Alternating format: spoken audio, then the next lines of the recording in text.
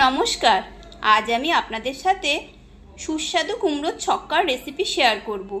এভাবে কুমড়োর ছক্কা বানিয়ে রুটি পরোটার সাথে খেতে কিন্তু খুবই ভালো লাগে।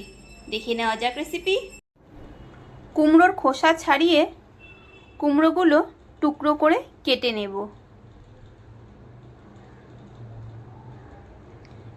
এবারে আলুর খোসা ছাড়িয়ে আলুও একটু ছোট টুকরো করে কেটে নেব।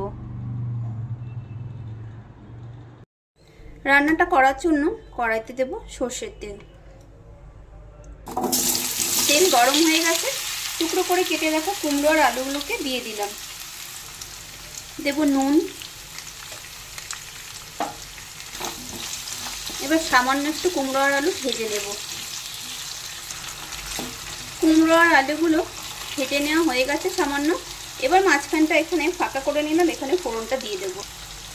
এখানে দেব একটা শুকনো লঙ্কা, তেজপাতা আর একটু সাদা জিরে।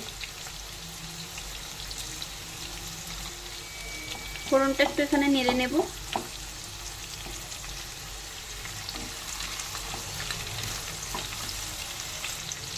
এবার কয়েকটা ছোলা ভিজিয়ে রেখেছিলাম, সেগুলো দিয়ে দিলাম। এবার অল্প একটু জল দেব।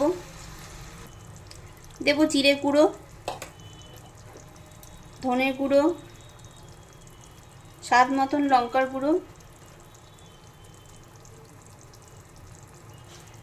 দিলাম হলুদ গুঁড়ো সব পরিমাণ মতন। দেব হাফ চামচ মতন আদা বাটা। দেব টমেটো কুচি, ছোট সাইজের একটা টমেটো টুকরো করে কেটে নিয়েছি। এবার ভালো করে নেড়ে সব মিশিয়ে নেব। একটু নুন দিয়ে দিলাম।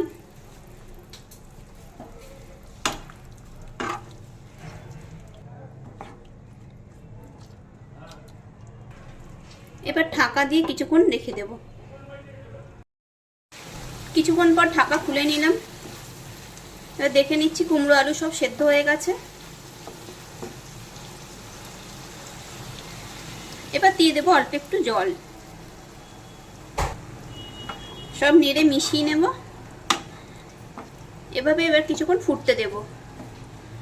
রান্নাটা প্রায় হয়েই এসেছে। এভাবে তরকারি বানিয়ে রুটির সাথে খেতে কিন্তু খুবই ভালো লাগে।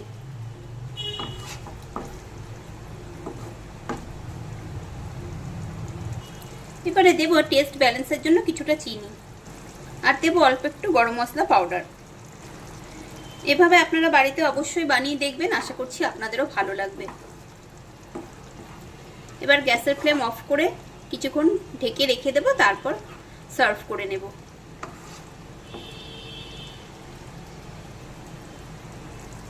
রেসিপি দেখে ভালো লাগলে লাইক, কমেন্ট, শেয়ার অবশ্যই করবেন। আর নতুন বন্ধু হলে বন্ধু হয়ে পাশে থাকার অনুরোধ রইল। কুমড়োর ছক্কা আমি সার্ভ করে নিয়েছি। আপনারা এভাবে বাড়িতে বানিয়ে দেখতে পারেন, আশা করছি আপনাদের ভালো লাগবে।